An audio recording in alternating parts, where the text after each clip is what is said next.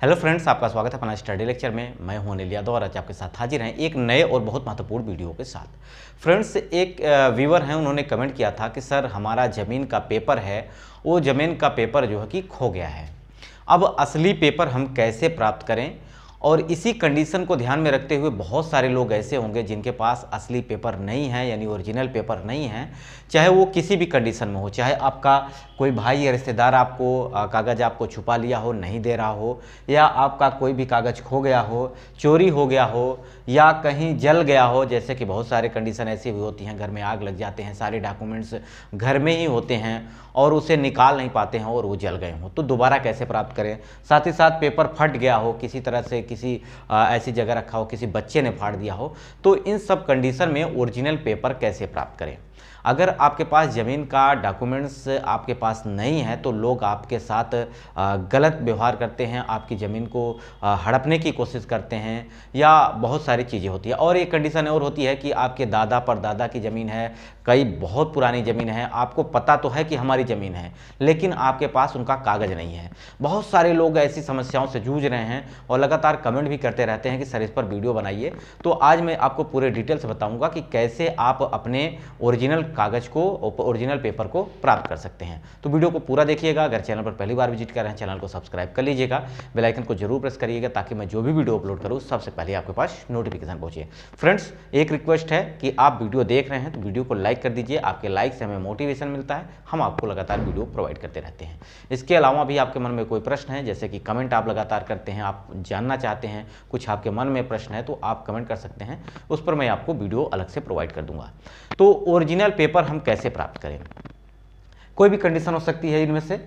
देखिए कि अगर किसी भी प्रॉपर्टी का अगर आपका बंटवारा नहीं हुआ है तो दो कंडीशन आप समझ सकते हैं कि अगर किसी भी प्रॉपर्टी का, चाहे आपके दादा की हो, आपकी खुद की ज़मीन हो, या आप किसी से ज़मीन को खरीद रहे हैं, तो वहाँ आपको ध्यान देना है कि कागज़ आपके पास होना चाहिए। चाहे आप ज़मीन खरीदने जा रहे हैं या खुद के घर की ज़मीन है, दादा परदादा की ज़मीन है, उनको बंटवारा करना चाहते हैं, तो इन सभी कंडीशन में आप सभी को पेपर चाहिए। क्योंकि आपके पास पेपर नहीं है तो आप उसके मालिक कैसे हो गए? ठीक है, आपके पास उसका कागज़ होना जरूरी होता है, इसलिए सभी व्यक्ति चाहते हैं कि हमारे पास कागज़ हो। अब आपको करना क्या है? इसके लिए सिर्फ आपको अपने तहसील में जाना है, अपने अंचल ऑफिस में जाना है। आप वहां से अपने अंचल अधिकारी से या तहसीलदार से मिल सकते हैं। उसमें आपको सिर्फ करना क्या है, जो भी प्रॉपर्टी है, चाहे कि ज़मीन है, कोई भी प्रॉपर्टी है, एक व्यक्ति के नाम है, अब वो ज़मीन क्या है कि 3-4 लोगों में बंटनी है। अब 3-4 लोगों में बंटनी है तो वही ज़मीन, जैसे कि 1 हेक्टेयर है, 2 हेक्टेयर है, 4 हेक्टेयर है, तो वो ज़मीन टोटल बट के 4 भागों में या 5 भागों में बट जाती है। तो सबका हिस्सा अलग अलग बराबर बांट दिया जाता है और बांटने के बाद वो आपको खसरा नंबर या आपको पूरी प्रॉपर्टी का डाटा दे देते हैं, जिससे आप अपने नाम से कागज़ निकलवा सकते हैं। ठीक है, इसके लिए सिर्फ आपको क्या करना पड़ेगा, अपने अंचल अधिकारी से मिलना पड़ेगा। वहां जाके तहसील में आपको सिर्फ एक जो कि पत्र लिखना होगा तहसीलदार के या आप सब रजिस्ट्रार के नाम पर, जहां से कि आप अपने जमीन का, प्रॉपर्टी का कागज ओरिजिनल निकलवा सकते हैं। देखिए, अब कागज खो गया है, ठीक है, कागज़ आपका खो गया है। जो प्रश्न आया था वो कागज़ खोने का था कि उनका हमारा डॉक्यूमेंट कागज़ है जो है कि खो गया है।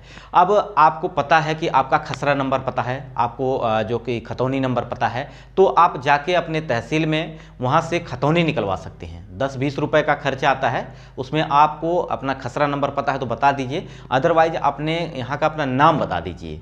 ठीक है, किनके नाम ज़मीन है उनका नाम बताइए, उनके पिताजी का नाम बताइए और उनका गांव बताइए, किस गांव के आप हैं, जिस गांव के हैं वहाँ वो डाटा बताइए। वहाँ से आपको ओरिजिनल खतौनी, जो कि प्रमाणित खतौनी आपको प्रोवाइड कर दी जाएगी, जिसे उद्धरण खतौनी कहा जाता है, जो कि आपकी किसी भी डॉक्यूमेंट में, किसी भी कानूनी दस्तावेज में आप उसका इस्तेमाल कर सकते हैं। बशर्ते आपको अगर खसरा नंबर, गाटा नंबर या नाम भी पता है तो आप खतौनी डाउनलोड कर सकते हैं, क्योंकि खतौनी ऑनलाइन भी निकाली जा सकती है, कहीं भी निकाल सकते हैं आप, अपने मोबाइल में निकाल सकते हैं, अपने साइबर कैफ़े से निकलवा सकते हैं, कहीं से निकलवा सकते हैं। लेकिन वो आप जो खतौनी आप निकलवाएंगे साइबर कैफ़े से, उसे किसी भी डॉक्यूमेंट या किसी भी दस्तावेज, सरकारी दस्तावेज में नहीं इस्तेमाल कर सकते, कहीं उसे आप प्रूफ के तौर पर नहीं दे सकते। सिर्फ उसमें आप देख सकते हैं कि आपकी ज़मीन किसके नाम है, कितनी ज़मीन है, किसी प्रकार का लोन, केसीसी वगैरह नहीं लिया गया है, ज़मीन बंधक नहीं रखी गई है, वो सारी जानकारी आपको मिल जाएगी। लेकिन वो किसी भी काम की नहीं होती है और सिर्फ आप उसको देख सकते हैं। लेकिन अगर आपका डॉक्यूमेंट्स खो गया है, आप नहीं मिल रहा है, तो आप इस तरह से खतौनी निकलवा सकते हैं। अब रजिस्ट्री आपको अगर निकलवानी है, जैसे कि किसी की ज़मीन खरीदी गई है तो उसकी रजिस्ट्री होगी, लेकिन अगर पुश्तैनी ज़मीन है उसका आप अगर निकलवाना चाहते हैं खतौनी, या उसका डाटा निकलवाना चाहते हैं, उसका खसरा नंबर निकलवाना चाहते हैं, तो सिर्फ आपको अपने तहसील में अंचल अधिकारी से मिलना होगा, तहसीलदार से मिलना होगा, या सब रजिस्ट्रार के नाम आपको क्या लिखना पड़ेगा, पत्र लिखना पड़ेगा। उसमें से आपका मामूली खर्च आएगा, 100, 200, 400, 500 कुछ खर्च होंगे, जिससे आपको 1 या 2 दिन में असली यानी ओरिजिनल कॉपी दी जाएगी वहां से, क्योंकि सभी जमीन का जो डाटा होता है आपके तहसील में रखा रहता है। जो आपका अंचल होता है वहाँ पे पूरे ज़मीन का, क्योंकि उस एरिया में जितने भी ज़मीन है, जितने भी लोकेशन में वो तहसील में काम कर रही है, यानी तहसील जितनी भी ज़मीन उस तहसील के अंतर्गत आती हैं, उन सभी तहसील में जितने भी गाँव, जितने भी ज़मीन हैं, सबका डाटा उनके पास रहता है। ठीक है, तो उनसे आप मिल सकते हैं। वहाँ से कुछ चार्ज आपको देना पड़ेगा, वो आपको ओरिजिनल सर्टिफाइड कॉपी दे देंगे, उसका आप इस्तेमाल कहीं भी कर सकते हैं किसी भी डॉक्यूमेंट में। अब मान लीजिए कि बहुत सारे लोग ऐसे भी होते हैं कि वो दादा परदादा की ज़मीन है और उनको पता तो है हमारी ये ज़मीन है, हमारे दादा की ज़मीन है, यहाँ पर है, लेकिन उनको खसरा नंबर या खाता नंबर कुछ भी पता नहीं होता है। ठीक है, जब आपको कुछ भी पता नहीं हो तो आपको करना क्या है, आप अपने लेखपाल से या पटवारी से मिलेंगे। अब लेखपाल या पटवारी क्या होता है, उनके पास नक्शा होता है। क्या होता है? नक्शा, पूरी ज़मीन का नक्शा होता है, कौन सी ज़मीन किस लोकेशन पे है और किस व्यक्ति के बगल में ज़मीन है, पूरा डाटा उनके पास, लेखपाल के पास होता है। जो अमीन आते हैं उनके पास होता है, चाहे सरकारी अमीन हो, कहीं के प्राइवेट भी अमीन लगे हुए हैं, जो कि इनकी सबकी माप या किसी प्रकार का दस्तावेज होता है, उनके सारी जानकारी उनके पास होती है जानकारी। ठीक है, तो आप लेखपाल से मिल जाइए, उनसे बोलिए कि सर हमारी ज़मीन, हमारे दादा परदादा की ये नाम से ज़मीन वहाँ पे है, और जो आसपास में पड़ोस में उनकी ज़मीन है उनको बताइए कि इनके ज़मीन के पास है, तो वो आपका खसरा नंबर दे देंगे, आपको खतौनी नंबर दे सकते हैं, क्योंकि वो गाटा नंबर दे देंगे आपको। गाटा नंबर भी पता चल चुका, खसरा नंबर पता चल चुका है, तो आप वहाँ से अपने ओरिजिनल कॉपी निकलवा सकते हैं।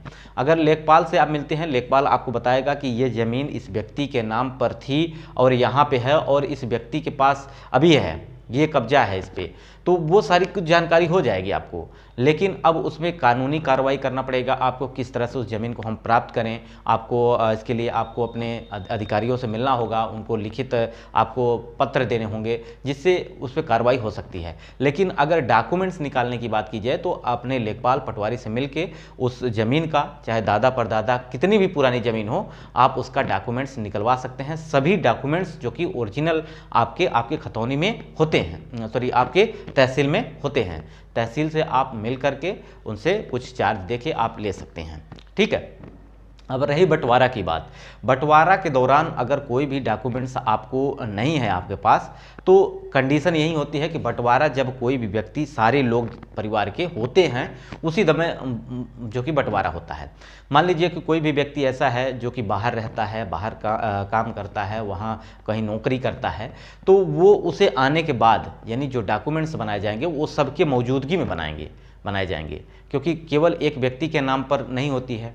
एक व्यक्ति है, उसके जो कि परिवार में कई सदस्य हैं, तो सबका होना ज़रूरी होता है, और सबके ज़रूरी होने के साथ साथ जो ज़मीन बटेगी उसका डॉक्यूमेंट्स जो तैयार कराया जाएगा वो सबको बराबर हिस्सेदारी, क्योंकि कोई भी व्यक्ति ये नहीं चाहता है कि हमारे पास प्रॉपर्टी है लेकिन हमारे पास डॉक्यूमेंट्स ही नहीं है, क्योंकि डॉक्यूमेंट्स बिना बहुत सारी दिक्कतें हो जाती हैं। बहुत सारे ऐसे लोग होते हैं वसीयत करा लेते हैं, चोरी छिपा करवा लेते हैं, उनको ज़मीन नहीं मिलती है, तो इस सब कंडीशन हो जाती है कि कहीं चोरी छिपे में लोग ज़मीन को हथिया नहीं रहे हैं, भाई भाई में लड़ाई हो रहा है। ऐसे बहुत सारे मामले हमारे पास आते भी रहते हैं कि कोई भी व्यक्ति है उसने वसीयत करवा ली है, जैसे कि एक प्रदेश का, उत्तर प्रदेश का निवासी है, कहीं दूसरे प्रदेश में वो रह रहा है या दूसरे प्रदेश में नौकरी कर रहा है, कहीं तीसरे प्रदेश में उसके दादा परदादा ने ज़मीन कोई खरीदी थी और उस दौरान उसके डॉक्यूमेंट्स ही नहीं हैं, तो डॉक्यूमेंट्स निकलवा सकते हैं। उस प्रदेश में जाके उस अंचल अधिकारी से मिल सकते हैं, उस जहाँ पे लोकेशन पे ज़मीन है वहाँ से मिल करके वहाँ से आप डॉक्यूमेंट निकलवा सकते हैं।